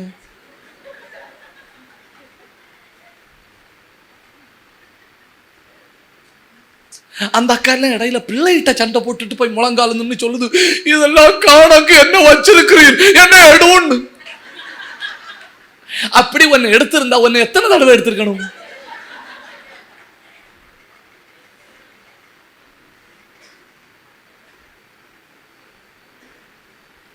ஏன் மறுபடியும் முறைக்கிறீர்கள்?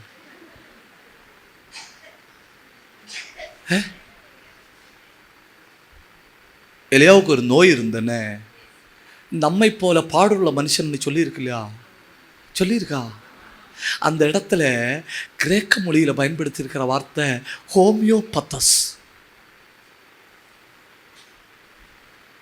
அந்த கிரேக்க வார்த்தையில் இருந்தாக்கும் ஹோமியோபதி என்கிற வார்த்தை வந்தது. எனக்கு உண்மையில் அந்த பதின்னா என்னன்னு எனக்கு புரியவே இல்லை. ஏன்னா அலோபதி, ஹோமியோ பதி, நேச்சுரோ பதி.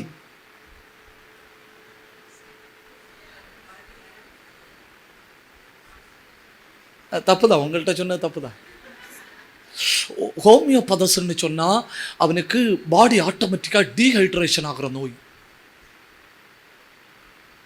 என்ன நோய்? என்னோட பல்ஸுக்கு மூமெண்ட் கூட அவருக்கு தெரியுது. அதனாலயாக்கும் கேரியத்துக்கு போன்னு சொன்ன உடனே சொல்றாரு, சாப்பாடு நான் பார்த்துக்கிடுறேன். சாரி பாத்துக்கு போன்னு சொன்ன உடனே சொல்றாரு, சாப்பாடுன்னா பார்த்துக்கிடுறேன். எலியாவுக்கு மட்டும் எங்க அனுப்பினாலும் எதை கர்த்தர் கரெக்டா செட்டில் பண்றாரு? சாப்பாடு. சூரிய செடியில வச்சு இவன் கேட்டது என்ன இடும், கர்த்தருக்கு ரீசன் புரிஞ்சு, ஓ சாப்பாடு, பாவம் 2 தடவை கொடு. தூதன் பரலோகத்தில் போய் நிற்கிறான்.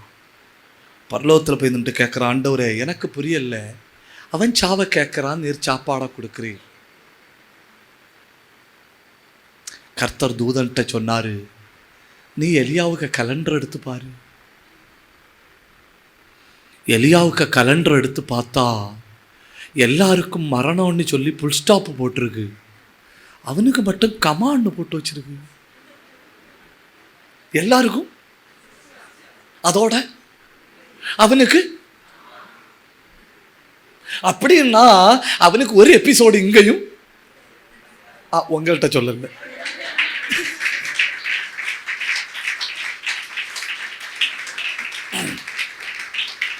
அந்த வகையில பார்த்தா 5-6 எபிசோடு இருக்கு.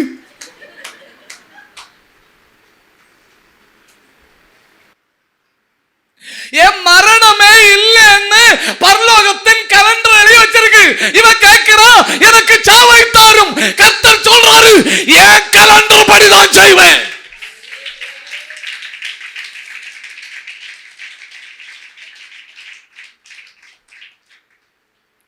தெய்வத்தினுடைய கலண்டர்ல உனக்கு ஆயுசு இருக்கு. தெய்வத்தினுடைய கலண்டர்ல உன் பிள்ளைக்கு கல்யாணம் இருக்கு. தெய்வத்தினுடைய கலண்டர்ல உனக்கு சந்ததி இருக்கு. தெய்வத்தினுடைய கலண்டர்ல உனக்கு வாழ்க்கை இருக்கு. தெய்வத்தினுடைய கலண்டர்ல உன் பிள்ளைக்கு வாழ்க்கை இருக்கு. ஏய் ஏய் ஏய், கை தட்டி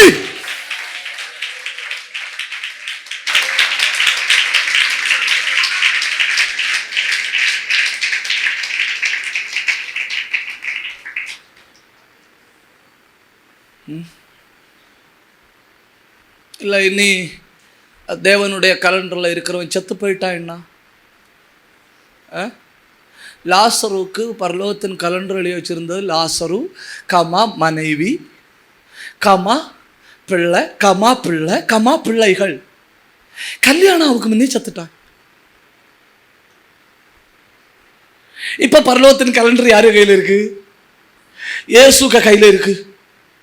அவனுக்கு காய்ச்சல் வந்த உடனே இயேசுட்ட வந்து சொல்லிச்சு, ஆண்டவரே கரெக்டா சொல்லணும் பார்த்தா, உம்முடைய சிநேகிதன் காய்ச்சலா இருக்கிறான். அதுக்கு அர்த்தம் என்ன? Start immediately.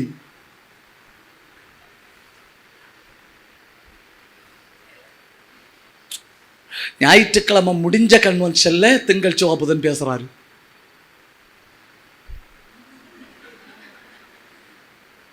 கன்வென்ஷன் ஞாயிற்றுக்கிழமை முடிஞ்சு அப்புறம் என்ன பண்றாரு? திங்கள் செவ்வாய் புதன் பேசுறாரு. உடனே தூதர் சீஷர்கள் ஆண்டவர்கிட்ட கேட்கணும், இந்த ப்ரோக்ராம் நம்ம டைரியில இல்லையே. உடனே அவர் சொல்றாரு, இப்ப நான் அங்க போனா 4 நாள் நான் அங்கேயே சுற்றிட்டு இருக்கணும். உங்களுக்கு புரியல? தப்புதான். இப்ப நான் அங்க போனா 4 நாள் நான் அங்கேயே சுற்றிட்டு இருக்கணும். ஏன்னா அவனுக்கு மட்டும் அற்புதம் 4வது நாள்.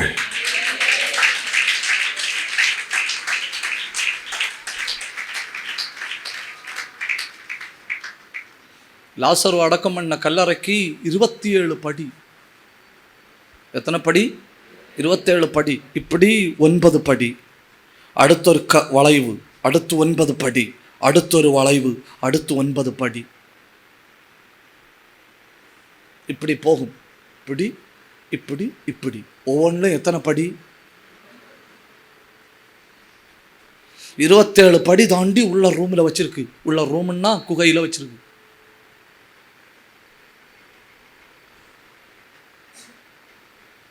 வெளியே வந்துட்டு சொல்றாரு, லாசருவே வெளியே வான்னு.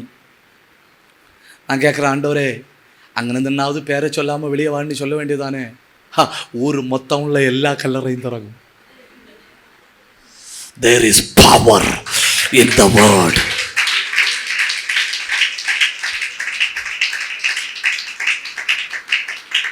சும்மா வெளியே வான்னு சொன்னா ஊரில் உள்ள எல்லா கல்லறையும் திறக்கும். அதனால சொல்றாரு, லாசருவே வெளியே வா. முகம் கட்டி இருக்கு, கைகள் கட்டப்பட்டிருக்கு, கால்கள் கட்டப்பட்டிருக்கு, கல்லறையின் கதவு திறந்து வைக்கப்பட்டிருக்கு. 27 படியை தாண்டி அந்த பாடி வருது. பார்த்தீங்களா? வாக்கு தத்தம் இருக்குன்னா நீ கட்டப்பட்டாலும் பாய்வாய்.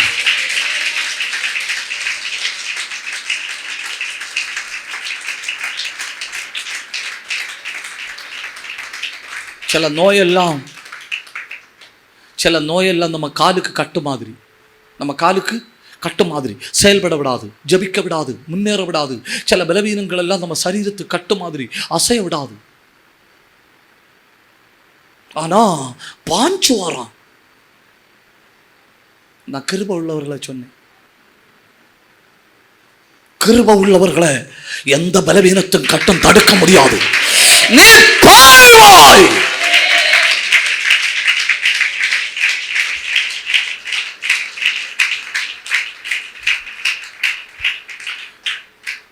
நீங்க யோவான் 11 அதிகாரத்தை பார்த்தா லாசரு கல்லறையில், யோவான் 12 அதிகாரம் 1, 2, 3 வசனத்தை பார்த்தா லாசரு விருந்து வீட்டில். கல்லறையில் உட்கார்ந்தவை விருந்து வீட்டில் உட்காந்து சாப்பிட்டுட்டு இருக்கிறான். உனக்கு எத்தனையோ கல்யாண சாப்பாடு மீதி இருக்கு, அதுக்கு இடையிலேயாக்கும் சத்துருவனை தூக்கி உள்ள கொண்டு வச்சிருக்கு.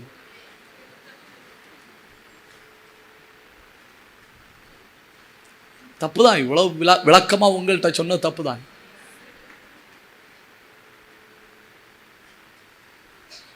நீ சாப்பிட வேண்டிய அவியல், நீ சாப்பிட வேண்டிய பாயசம், நீ குடிக்க வேண்டிய தண்ணி, நீ குடிக்க வேண்டிய கஞ்சி எல்லாம் வெயிட்டிங். நீ உள்ள போய் உட்கார்ந்தா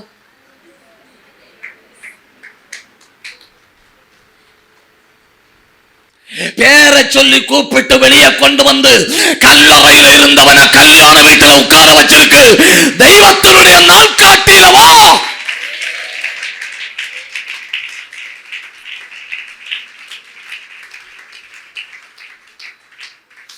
ரொம்ப முழங்கால நின்று கண்ணீர் விட்டு ஜோம் பண்ணினப்போ ஜப குறிப்புக்கு பதில் வரலையேன்னு சொல்லி வேதனைப்படப்படாதன்னு. உன் வாழ்க்கை தேவனுடைய நாட்காட்டியின்படி போகிறது. உன் குடும்பம் தேவனுடைய நாட்காட்டியின்படி போகிறது.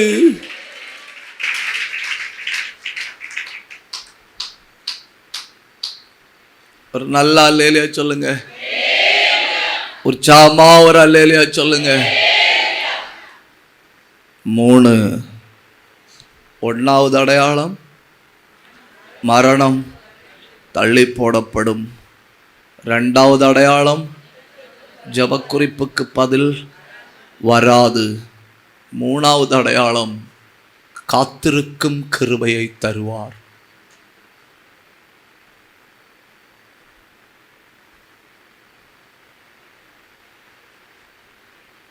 ரெண்டு வருஷமா ஜோம் பண்றேன், விடுதலை வரலையே. 3 வருஷமா ஜோம் பண்றேன், விடுதலை வரலையே. 4 வருஷமா ஜோம் பண்றேன், விடுதலை வரலையே. நான் ஒரு கேள்வி கேட்கிறேன், நீங்க யாராவது சரியா பதில் சொல்லுங்க. எப்பொழுது ஆபிரகாமுக்கு குழந்தை பிறந்தது?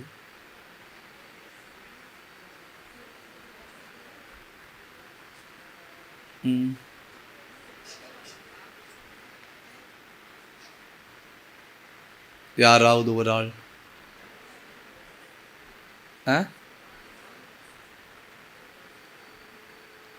100 வயதில் என்பது எல்கேஜி ஆன்சர்.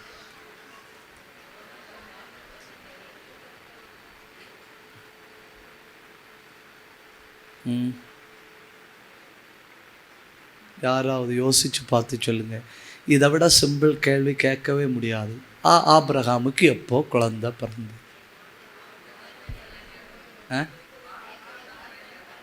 என்ன சொல்றீங்க? எனக்கு கேட்கல. உன கூட்டம் முடிஞ்சு கண்டிப்பா ஒரு செகண்ட் உறப்பு. இதுவரை நீ வாயை திறக்கவில்லை, ஆனா திறந்தா என்னை பயப்படுத்தி விட்டாய். அப்படி சொல்றாங்கன்னு தேவன் குறித்து அப்படி இருக்கணும். அப்படி பேசுமா என்ன கத்து இல்லையா? ஆதியாகமம் 21:2.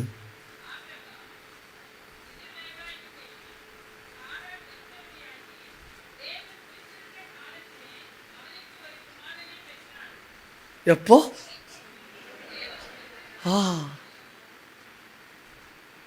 75 வயசுல பிள்ளை தாருன்னு கேட்குறான். கலண்டர் எடுத்து வச்சுட்டு பார்க்குறாரு. என்ன பண்ணகு, கொடுக்க ஆசைதான், என்ன பண்ணகு. 98 வயசுல கேட்குறான். கலண்டர் எடுத்து வச்சுட்டு பார்க்குறாரு. என்ன பண்ணகு.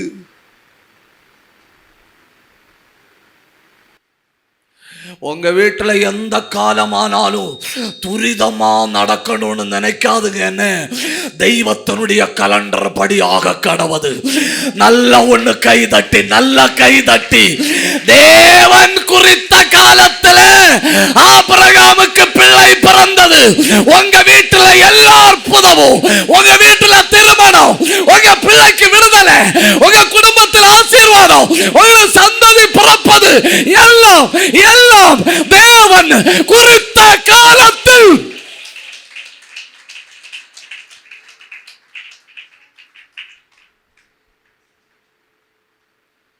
நம்ம விடாப்பிடியா பிடிச்சு இல்லை, ஏன் டைம்ல தரணும்னு சொன்னா அதனால வருகிற பிரச்சனையும் கூட நாம சுமக்க வேண்டி வரும்.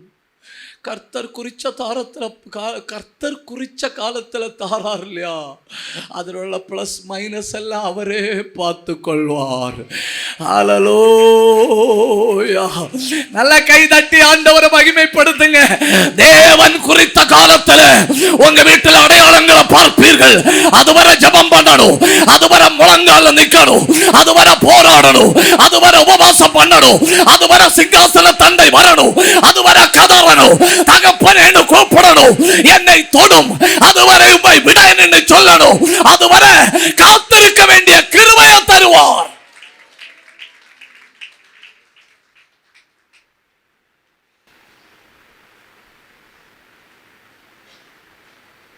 அதுவரை காத்திருக்க வேண்டிய கிருபையை தருவார்.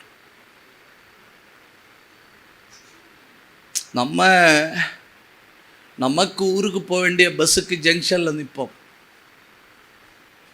நமக்கு ஊருக்கு போக வேண்டிய பஸ் 3 எண்ணம் வந்து 3 எண்ணத்துல மூச்சு முட்டாடு. 3 எண்ணத்தையும் விட்டுட்டோம். அடுத்து தீர்மானம் பண்றோம், 4வது வாரத்தில் என்ன ஆனாலும் ஏறணும்.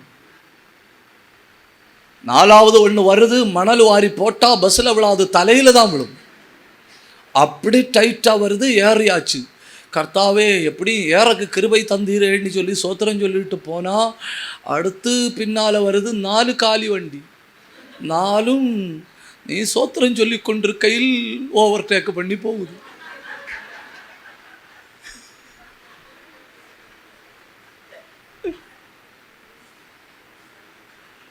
அஞ்சு நிமிஷம் கூட பொறுமையாய் சோத்திரம் சொல்லி நின்று கொண்டிருந்தால், நம்மளை நெருக்க விடுறதை விடுங்க, நம்ம நெருக்கத்தில் பார்த்துட்டு இருக்கோம், அவன் முன்னேறி போறான் தெரியுமா, அதாக சகிக்க முடியாது. 2 மணி நேரம் நின்று இருக்கேன், 3 பஸ்ஸை விட்டுருக்கேன், 4வது பஸ்ல ஏறி இருக்கேன். நீ காலி வண்டி தானே, ஏன் எரிச்சல் ஆக்கும்படி எனக்கு முன்னேறி போறேன்?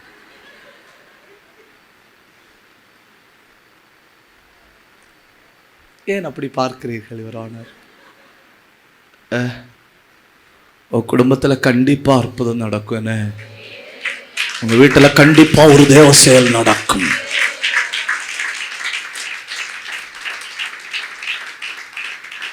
தேவன் குறிச்ச நேரத்தில் பாதாளத்தின் மொத்த ஆவியும் தடுத்தாலும் ஒன்றும் செய்ய முடியாது.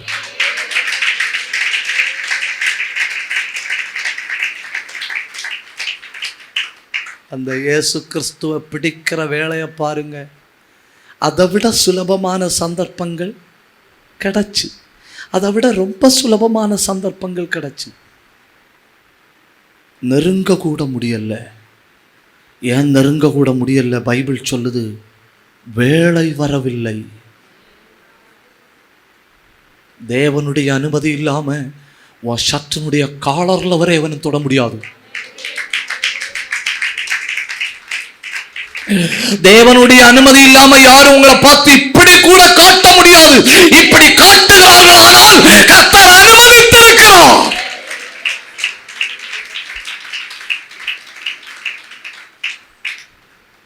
இப்ப சொல்லுங்க, உங்க அற்புதம் எப்ப நடக்கணும்? இல்லை, இனி உங்க காலத்தில் நடக்கண்டாமா?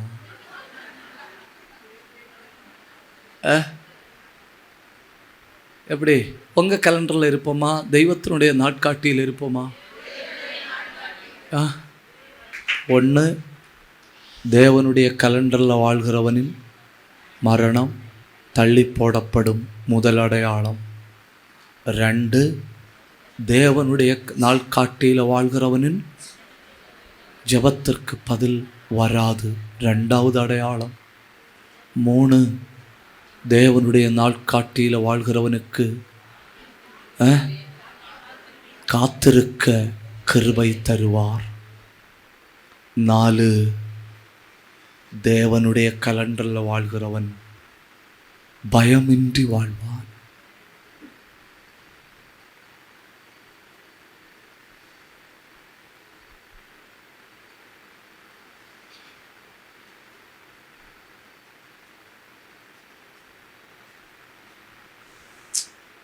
என்னைக்காவது ஆண்டவர்கிட்ட கேட்டீங்களா, ஆண்டவரே என்னை பற்றி உம்முடைய பூர்ண திட்டத்தை எனக்கு காட்டித்தாரும் அப்பா? ஏன் அப்படி முறைக்கிறீர்கள்? உங்கள் முகத்திலே கிளாக்கு தெரியுது பார்த்தீங்களா? All right.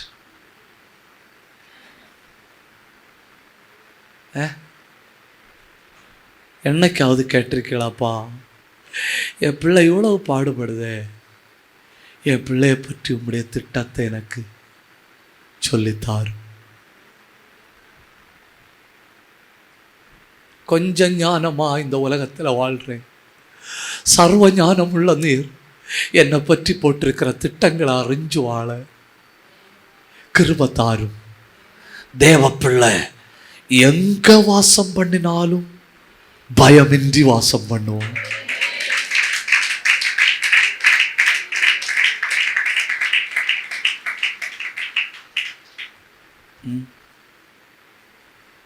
பயம் இல்லை இல்லையா? இல்லை இல்லையா? தைரியமா ஒரு அல்லேலியா சொல்லுங்க. உங்க அல்லேலியாவை பார்த்து பயமே பயப்படணும். யார்கிட்ட சொல்ல இல்லையா? உங்க அல்லேலியாவை பார்த்து பயமே பயப்படணும். இவனை பயப்படுத்தவா பார்த்தேன்னு பயம் இல்லை. ஏன் பயம் இல்லை? எனக்கு கர்த்தருடைய கலண்டர் தெரியும், ஆனாலும் எனக்கு என்ன இல்லை? பயம் இல்லை. அவர் என்னை பாதுகாக்க நினைச்சா யாரும் என்ன ஒண்ணு செய்ய முடியாது. அவர் என் கூட இருந்தா எதுவும் என்ன தடுக்க முடியாது. அப்படின்னா பதில் தராத ஜெபத்துக்காய் உமக்கு நன்றி. ஏன்னா அந்த ஜெபத்துக்கு பதில் தந்திருந்தா நான் இந்த பிரசங்கத்தை அங்கே இருந்து கேட்டிருக்கணும். சில ஜெபத்துக்கு பதில் தந்திருந்தா இவ்வளவு அழகான பிரசங்கத்தை எங்க இருந்து கேட்டிருப்பியா?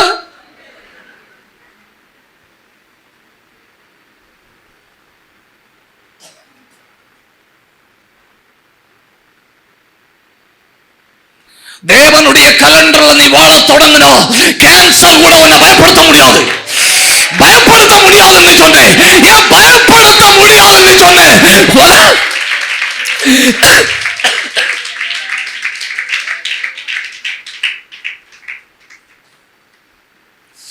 மற்ற மனிதர்கள் கண்டு பயப்படுறாங்க இல்லையா, அதெல்லாம் நீ சும்மா ஒரு மதில் மாதிரி தாண்டுவேன். தப்புதான், உங்கள்கிட்ட சொன்ன தப்புதான். எப்படி எதுல வாழ விரும்புறீங்க?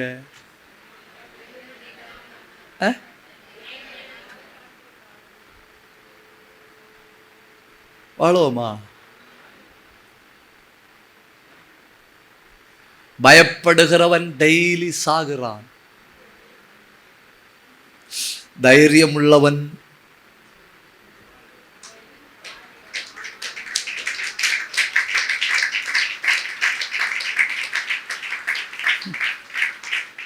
இவ்வளவு பெரிய கருத்துக்கு முறுக்கு உடைக்கிற மாதிரி கைதட்டு.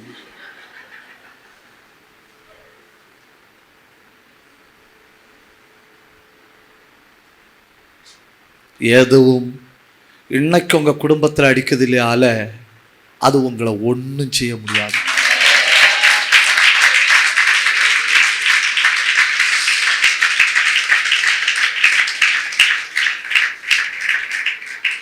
நான் இப்போ எல்லாம் என்ன பண்ணுவேன்னா, இப்போ எல்லாம் நான் வெறும் 24 மணிக்கூர் தான் வாழ்வேன். இப்போ எல்லாம் அவ்வளோதான், 24 மணிக்கூர் தான் வாழ்வேன்.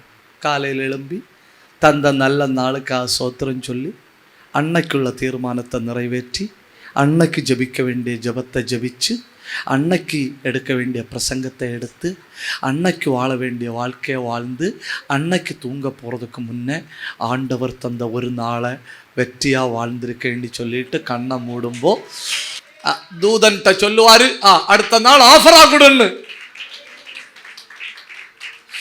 இன்னைக்குள்ள வாழ்க்கை 24 மணி நேரம் வெற்றியாய் வாழ்ந்தால் உனக்கு நாளைக்கு ஆஃபர். இது 2025 இருந்துட்டு 2026 என்ன பண்ணலாம்?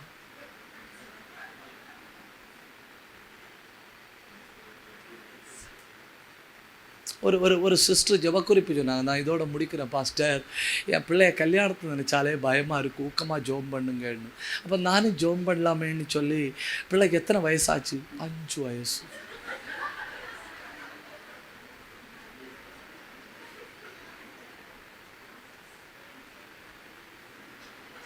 (2025) இருக்கிறது யோசிக்கிறது 2050 யோசிக்கிறது. இன்னைக்கு தந்தார் இல்லையா, இன்னைக்கு வெற்றியா வாழு, இன்னைக்கு வாழு, இன்னைக்கு ஜபி, இன்னைக்கு மிதி, இன்னைக்கு கொண்டாடு, இன்னைக்கு ஆவியில நிரம்பு, இன்னைக்கு சுதந்திரி. நாளைய தினம் உனக்கு இலவசம். கை தட்டி live your today, tomorrow will be free.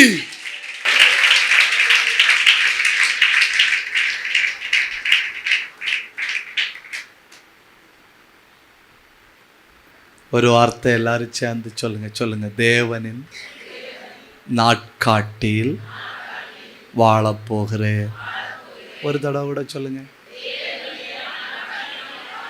ஒரு தடவை கூட சொல்லுங்க, ஒரு தடவை கூட சொல்லுங்க. இனி தேவனுடைய நாட்காட்டியில் வாழ்கிற ஆளின் அடையாளங்களை சொல்லுங்க.